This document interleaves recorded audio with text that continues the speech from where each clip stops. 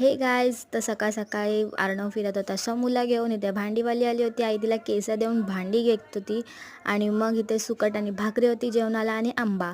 आणि मग आम्ही गेलो पायलच्या घरी जेवून. आणि इथे झुला बांधलेला होता. मी लहानपणी पण असाच झुला बांधायचे.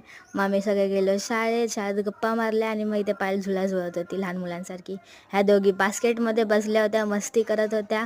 इथे काकीने सगळे कपडे घडी करून ठेवलेले आणि दोघींनी सगळे विस्काळून टाकले. मग इथे आई दोघींना घेऊन खेळवत होती मांडीवर बसून. मग आज होतं चुलीवरचं गरमागरम चिकन जे मम्मीनी बनवलेलं होतं. आणि ते मम्मी वडे थापते बघा कसे हाताने थापतात. आणि मग त्याला तळत होती काकी वडे गरम गरम चुलीवरती. आणि अर्णव काय खुशच, त्याचे फेवरेट जे आहे. आणि मग जेवल्यावर पायल आली होती, तिथं बेबी सिटिंग करतच असते. मग झोपवत होती शमूला. आणि मग आम्ही गेलो आरोहीच्या घरी पत्ते खेळायला. मग हे दोघं मस्ती करत होते. आल्यावर दॅट्स इट.